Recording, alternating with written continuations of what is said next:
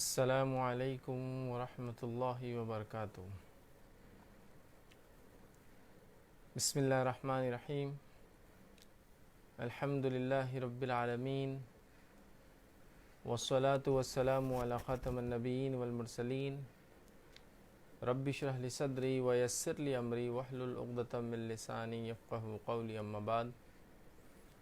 وقال عز وجل فی القرآن المجید، اعوذ باللہ من الشیطان الرجیم، بسم اللہ الرحمن الرحیم۔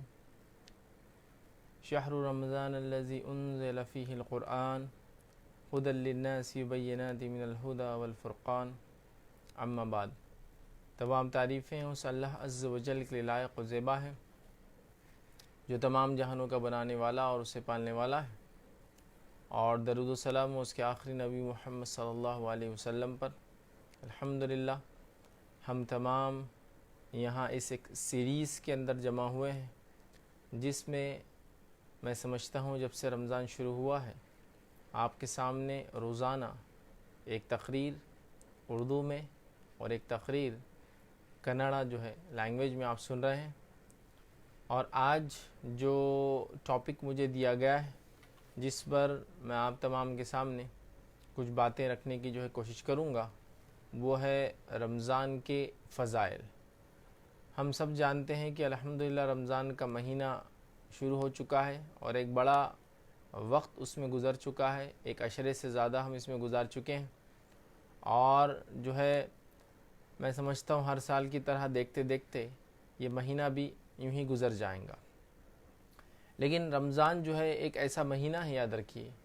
جو ہماری زندگی تبدیل کرنے والا مہینہ بنے۔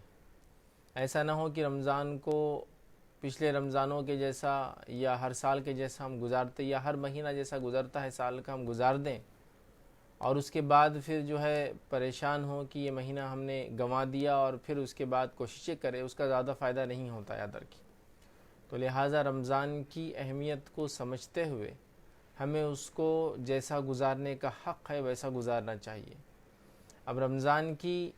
کیا اہمیت ہے وہ تبھی ہمیں پتہ چلیں گی جب اس کی فضیلت ہم جانیں گے کہ رمضان کی فضیلت کیا ہے۔ تو آئیے اس مختصر سے وقت میں جو مجھے دیا گیا ہے، میں رمضان کے چند فضائل آپ کے سامنے رکھنے کی کوشش کروں گا۔ سب سے پہلی فضیلت تو رمضان کی یہ ہے کہ یہ تقوی اختیار کرنے کا مہینہ ہے، یاد رکھیے۔ اس لیے کہ اللہ رب العزت نے اس مہینے کے اندر اپنی ایک فرض عبادت روزوں کو ہم پر طے کیا ہے کہ رمضان کے مہینے میں ہم اللہ کی ایک فرض کردہ عبادت جس کو روزہ کہتے ہیں وہ ہم پر عائد کی ہے۔ اب ظاہر سی بات ہے، جب روزے کی ہم بات کر رہے ہیں تو روزے کا مقصد ہے تقوی اختیار کرنا، اور روزہ رکھا جاتا ہے رمضان میں۔ اسی سے میں نے کہا کہ رمضان تقوی اختیار کرنے کا مہینہ ہے۔ اور اللہ رب العزت نے سورہ بقرہ سورہ نمبر 2 آیت نمبر 183 میں فرمایا کہا، یا ایھا الذین آمنوا کتب علیکم الصیام کما کتب علی الذین من قبلکم لعلکم تتقون، کہ اے وہ لوگو جو ایمان لائے ہو،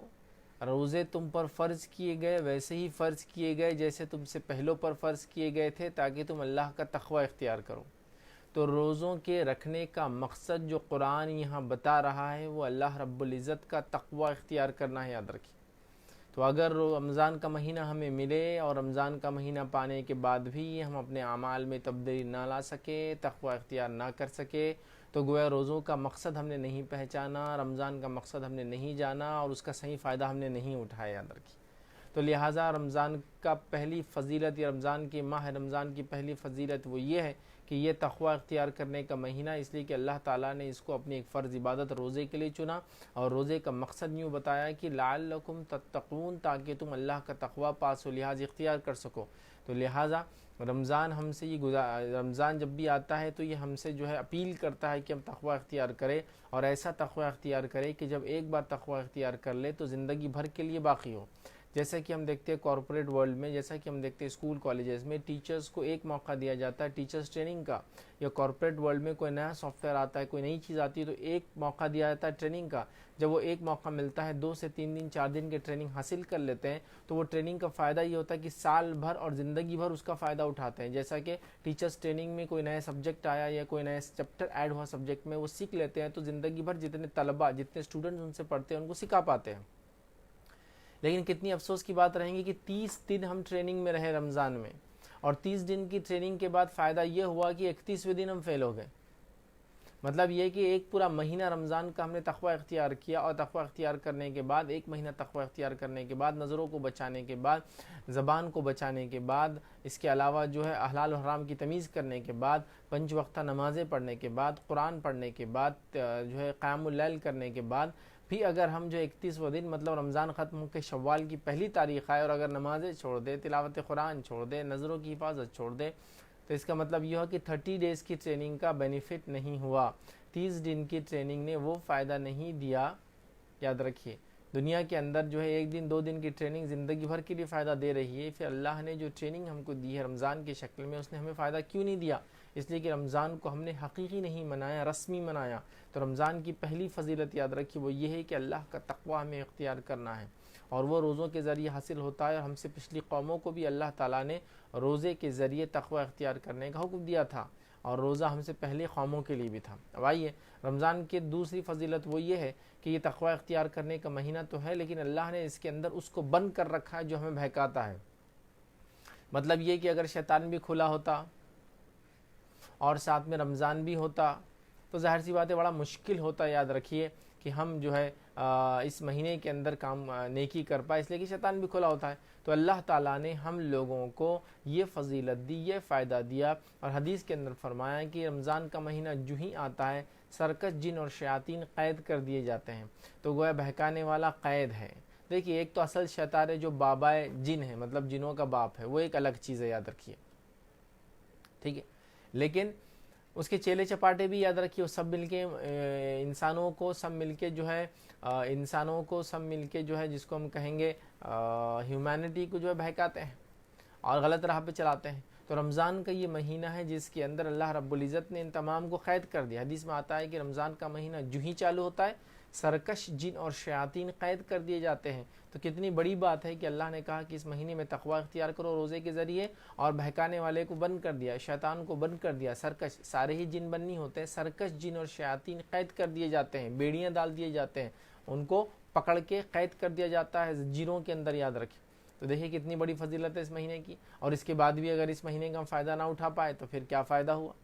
آئیے اسی طرح ہم دیکھتے ہیں کہ اس مہینے کے اندر یاد رکھیے ہمیں جو کام کرنا ہے، جو اس کی بڑی فضیلت ہے، وہ یہ راتوں میں قیام کرنا ہے. اس لیے کہ نبی اکرم صلی اللہ علیہ وسلم نے فرمایا من قام رمضانا، کہ جس نے رمضان کے اندر قیام کیا ایمان اور اس نیت سے، اس احتساب کے ساتھ، اس نیت سے کہ اللہ تعالیٰ اس کا مجھے اجر دے گا،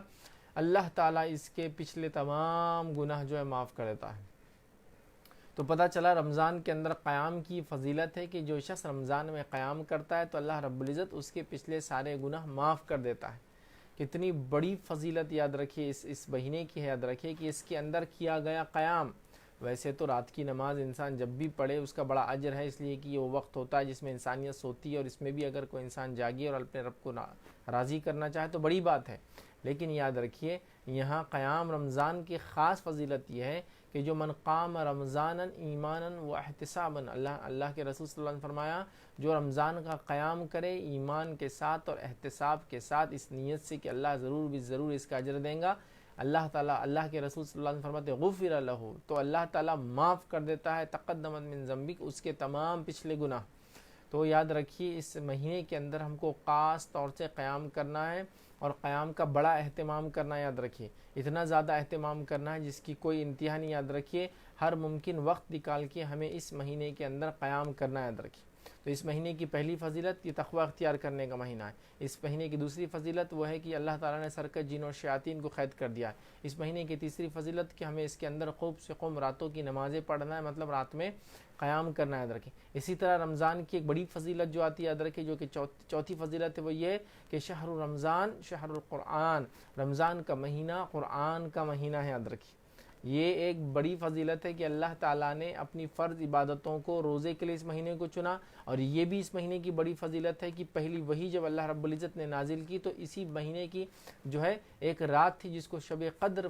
کہا جاتا ہے، اس کے اندر اس کو نازل کرنے کا سوچا، اس کے اندر اس کو نازل کرنے کے جو اللہ رب العزت نے جو ہے اس قرآن کو جو ہے نازل کرنا شروع کیا. یاد رکھیں تو پتہ چلا قرآن کا رمضان سے بہت بہت بہت بہت جو ہے گہرا تعلق ہے، بہت جس کو کہتے ہیں نا گہرا تعلق ہے. اسی لیے کہا جاتا ہے کہ شہر رمضان شہر القرآن، رمضان کا مہینہ قرآن کا مہینہ ہے۔ مطلب یہ وہ مہینہ ہے جس میں اللہ رب العزت نے قرآن کا نزول کیا، یہ وہ مہینہ ہے جس میں اللہ تعالیٰ نے قرآن کا نزول کیا، یاد رکھیے۔ تو قرآن کا اور رمضان کا بڑا ہی گہرا تعلق ہے، یاد رکھیے۔ لیکن کتنی افسوس کی بات ہے کہ ہم لوگ قرآن کو اگر پڑھتے بھی ہیں تو صرف رمضان میں بہت مختصر پڑھتے ہیں، لیکن اس کو سمجھنے کی کوشش نہیں کرتے، جبکہ ہونا یہ چاہیے کہ رمضان کے مہینے میں میں نے قرآن پڑھا، بعد رمضان میں نے قرآن کو سمجھنا شروع کیا، پھر ایک رمضان سے دوسرے رمضان تک میں قرآن کو سمجھتا رہا، میں نے قرآن کو سمجھنے کے بعد اس کے تراجم پڑھے، ترجمے پڑھنے کے بعد مجھے اور شوق ہوا، پھر اگلے سالوں میں نے پھر تفسیر شروع کی، اور رمضان میں میں قرآن کو ایک مرتبہ ناظرہ ختم کرتا ہوں، مطلب دیکھ کر پڑھتا ہوں، اور ایک رمضان کے بعد رمضان کے بعد سے لے کر اگلے 11 مہینوں میں کوشش کرتا ہوں کم از کم کچھ نہ صحیح تو ایک ترجمہ یا ایک تفسیر میں ختم کروں، تاکہ میرا رب مجھ سے کیا چاہتا ہے اس بات کو میں سمجھ بھی سکوں اور میں پھر عمل میں لاؤں، یاد رکھیں۔ تو رمضان کا بڑا گہرا تعلق قرآن سے ہے، تو لہٰذا رمضان کے مہینے میں جب ہم تلاوت قرآن کرتے ہیں تو ہم یہ عادت بنا لیں، اپنا شیوا بنا لیں، اپنا شعار بنا لیں، اپنی علامت اور پہچان بنا لیں کہ اس قرآن کو ہم نہ صرف ناظرہ پڑھیں گے بلکہ اب ہم اس کو سمجھنے کی بھی کوشش کریں گے، اور یہ بہت بہت بہت اہم چیز ہے، یاد رکھیے، اس لیے کہ قرآن کو اللہ رب العزت نے انسانیت کی ہدایت کے لیے نازل کیا۔ اور قرآن میں کیا فرمایا؟ شہر رمضان الذی انزل فیہ القرآن، رمضان وہ مہینہ تھا جس میں قرآن کا اللہ تعالیٰ نے نزول کیا، انزل فیہ القرآن ھدی للناس وبینات من الھدی والفرقان، اور یہ انسانیت کے لیے ہدایت بنا کر بھیجا اور ایک ایسی کتاب بنا کر بھیجا جو فرق کرنے والی چیز، فرقان بنایا۔ تو یاد رکھیے رمضان کا مہینہ قرآن کا مہینہ ہے، تو اس میں بالکل بھی تاخیر نہ کریں کہ قرآن کو ہم روز پڑھیں، جتنا ہو سکتا ہے اتنا پڑھیں، جتنا آسانی کے ساتھ ہو سکتا ہے پڑھیں، جتنی کوشش کرتے اتنا زیادہ سے زیادہ پڑھیں، اور کوشش یہ کریں کہ بعد رمضان پھر اس کتاب کو ہم سمجھنے کی کوشش کریں، تاکہ اگلے رمضان آنے تک، مطلب پورا ایک سال ہمیں ملتا ہے، ہم پھر قرآن کو سمجھ کر، یاد رکھیے، اس پہ عمل کرنے والے بنیں، اور نہ صرف سمجھ کر بلکہ ہر بار ایک نئی سمجھ، جس کو ہم یہ کہیں گے کہ ایک تفسیر، آپ نے قرآن کا ناظرہ ختم کیا رمضان نے، پھر ایک ترجمہ آپ نے رمضان کے بعد شروع کیا جو کہ آپ نے اگلے رمضان سے پہلے ختم کیا، پھر اگلا رمضان آیا، پھر آپ نے تفسیریں کھولی، پھر آپ نے یہ کیا، گویا ہم وہ لوگ بن جائے جو قرآن سے صحیح فائدہ اٹھانے والے لوگ ہیں اور قرآن کے مطابق اپنی زندگی گزارنے والے لوگ ہیں۔ یاد رکھیے آج ہم نے دیکھا کہ قرآن کا جو معاملہ ہے اتنا کمزور ہو چکا ہے ہم لوگوں کا، اتنا کمزور ہو چکا ہے ہم لوگوں کا جس کی کوئی انتہا نہیں یاد ہے۔ تو قرآن سے مضبوط تعلق جوڑنے کی، یاد رکھیے، ہمیں ضرورت ہے، اور یہ وہ کتاب ہے، یاد رکھیے، یہی واحد جس کو کہیں گے ایک ہی کتاب ہدایت ہے، جس کے ذریعے انسانیت جو ہے، مانوتا جو ہے ہدایت پر آ سکتی ہے، صحیح راہ پر آ سکتی ہے۔ یاد رکھیے کتاب و سنت، یاد رکھیے جس کو ہم کہتے ہیں، تو کتاب یہی ہے، یاد رکھیے، یہ کتاب ہدایت کی کتاب ہے، یاد رکھیے، اس کے علاوہ ہدایت کا کوئی ذریعہ نہیں ہے۔ لیکن امت مسلمہ کا یہ بڑا عجیب و غریب حال ہے، یاد رکھیے، کہ اس نے قرآن کو یوں ہی چھوڑ دیا، یاد رکھیے، اور قرآن کے ساتھ ہمارا معاملہ بڑا ہی کمزور نظر آتا ہے، اتنا کمزور نظر آتا ہے کہ کبھی کبھار یہ کھلتا ہے، جیسے کہ رمضان میں تلاوت کے لیے کھل گیا، اس کے بعد کسی کا انتقال ہو گیا تو اس پر کھل گیا، گھر میں جھگڑا ہو گیا تو اس کو استعمال کر لیا گیا، اسی طرح کچھ اور موقعوں پر اسے کھولا جاتا ہے، بیمار ہو گیا کوئی، ہے نا، جسمانی یا روحانی بیماریاں جس کو کہتے ہیں، نفسیاتی بیماریاں ہو جائے تو کھلتا ہے۔ نہیں، اس کتاب سے ہمارا تعلق اتنا گہرا ہو، اتنا مضبوط ہو کہ یہ کتاب ہمارے دن چریا جس کو کہتے ہیں نا، صبح سے لے کر شام زندگی کیسے گزارے اس کے اندر ہو۔ سلف صالحین کی زندگیوں کو اگر ہم دیکھیں تو قرآن سے ان کا رشتہ اتنا ہی اور ایسا ہی مضبوط تھا، یاد رکھیے، کہ ہر چیز کے معاملے میں وہ اللہ کی کتاب کو کھولتے اور دیکھتے تھے، یاد رکھیے۔ تو لہٰذا رمضان کے مہینے کو یاد رکھیے، یہ قرآن کا مہینہ ہے۔ اسی طرح اس مہینے کی 5ویں فضیلت یاد رکھیے، رمضان کا مہینہ صدقات اور خیرات کا مہینہ ہے۔ نبی اکرم صلی اللہ علیہ وسلم کے تعلق سے آتا ہے کہ آپ عام دنوں میں تو صدقات اور خیرات کرتے ہی، رمضان میں بالخصوص زیادہ صدقات اور خیرات کرتے، اور اتنا زیادہ کرتے کہ راوی کہتے ہیں جیسے تیز ہوائیں چلتی ہے ویسا کرتے۔ مطلب عام دنوں میں تو آپ کرتے ہی، لیکن رمضان میں ایسا صدقات اور خیرات کرتے جیسے تیز ہوائیں چلتی ہے، بہت زیادہ۔ تو ہمیں بھی چاہیے کہ ہم صدقات اور خیرات میں خوب آگے بڑھیں، خوب ڈٹ کر صدقات و خیرات کریں، اور خاص طور سے یہ لاک ڈاؤن والی سچویشن میں، اور اگر لاک ڈاؤن آپ کے پاس نہ بھی ہو تو یہ سچویشن جس سے انسانیت گزر رہی ہے، جس کی وجہ سے لاک ڈاؤن اور ایمرجنسیز کی وجہ سے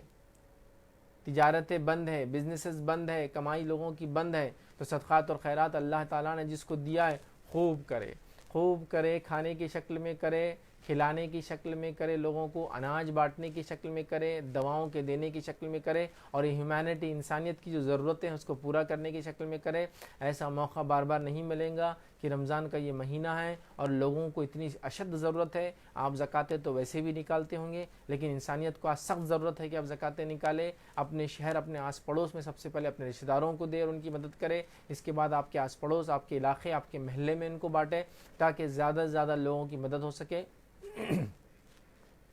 اور اس غربت کے عالم میں، جس کو ہم کہیں گے اس سختی کے دور میں، جس میں اکثر لوگ میں دیکھتا ہوں غریب ہوتے چلے جا رہے ہیں، بلکہ میں ایک رپورٹ پڑھ رہا تھا جس رپورٹ نے یہ بتایا کہ لاک ڈاؤن اگر ختم بھی ہو جاتا ہے 2-3 مہینے کے اندر، اور جو ایمرجنسی کی سچویشن اس دنیا کے اندر ہے، تو ان کا یہ کہنا تھا کہ اس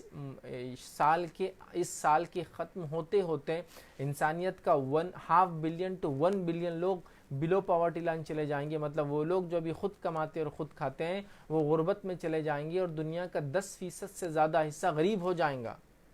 تو آپ دیکھیے ابھی انسانیت کو بہت ضرورت ہے، رمضان کا مہینہ ہے، نبی اکرم صلی اللہ علیہ وسلم خوب صدقات اور خیرات کرتے ہیں۔ میں آپ سے اپیل کروں گا اپنی حفاظت، اپنی سیفٹی کے ساتھ جو ہے لوگوں کی مدد کرے، جو کچھ آپ کر سکتے ہیں صدقات اور خیرات کا اس مہینے۔ اسی طرح نبی اکرم صلی اللہ علیہ وسلم، اس کی ایک فضیلت ہے کہ اس مہینے میں کمر بستہ ہو جاتے اور عبادتوں کو خوب ڈٹ کر کرتے۔ مطلب کمر بستہ ہو جاتے اور عبادتوں کو خوب ڈٹ کر کرتے۔ تو زیادہ سے زیادہ رب کو راضی کرنے کے لیے ہم کریں، فرائض جہاں ہم کرتے ہیں تو ہم موقدہ کا اضافہ کریں، موقدہ کرتے ہیں تو سنتوں کا اضافہ کریں، سنت اگر کرتے ہیں نوافل نماز کا اضافہ کریں، قیام اللیل کا اضافہ کریں، ٹھیک ہے، زیادہ سے زیادہ عبادتیں اللہ کے ذکر میں اضافہ کریں، توبہ استغفار میں اضافہ کریں، اللہ کا ذکر زیادہ سے زیادہ کریں۔ یاد رکھیے خوب سے خوب عبادتیں کریں، اس لیے کہ یہ بڑی اہم چیز ہے۔ یہ ساعتیں جس کو کہتے ہیں، یہ دن اور رات جو گزر رہے ہیں رمضان کے، یہ بعد میں مجھے اور آپ کو نہیں ملنے والے، لہٰذا ان کا ہم صحیح سے صحیح فائدہ اٹھائیں۔ لاک ڈاؤن کی سچویشن کے اندر یاد رکھیے ہم لوگوں کو ایک عجیب رمضان ملا اس سال، یاد رکھیے، تو اس کو ہم صحیح فائدہ اٹھائیں۔ عبادتیں اجتماعی طور سے تو ہم کرتے ہی تھے، لیکن ابھی ہم کو انفرادی طور سے کرنے کا موقع ملا ہے، اور یہ بھی ایک آزمائش ہو سکتی ہے اللہ تعالیٰ کی طرف سے کہ میں لوگوں میں تھے تو کرتے تھے، اب کیا اکیلے ہو تو عبادتیں کرتے ہو، رب کو راضی کرتے ہو، تو ہمیں بہت سکون و اطمینان کے ساتھ عام دنوں کے مقابلے میں زیادہ وقت ملا ہے، تو ان عبادت اس وقت کو، ایک تو لاک ڈاؤن ہم گھر میں ہیں، دوسرا رمضان چل رہا ہے اور عبادتوں کا مہینہ ہے، ہم روزے سے ہیں، تو خوب رب کو راضی کرنے کی کوشش کریں، اکیلے میں زیادہ سے زیادہ عبادتیں کر کے، زیادہ سے زیادہ قیام کر کے، زیادہ سے زیادہ تلاوت قرآن کر کے، اور زیادہ سے زیادہ اس مہینے کا فائدہ اٹھائیں۔ اللہ تعالیٰ ہی بہتر جانتا ہے، ہر چیز کی حکمت وہی جانتا ہے۔ تو اس مہینے کو ہم جو ہے ایک الگ ڈھنگ سے دیکھ رہے ہیں، تو اس مہینے کا رمضان کا فائدہ اٹھا، یاد رکھیے لاک ڈاؤن کی وجہ سے جو خالی وقت زیادہ ملا ہے تقریباً لوگوں کو، اس وقت کا ہم صحیح فائدہ اٹھائیں، اور خوب سے خوب اپنے رب کو راضی کرنے کے لیے خوب سے خوب عبادتیں کریں، اور خوب سے خوب نوافل کا اضافہ کریں۔ تو یہ چند فضائل تھے جو میں نے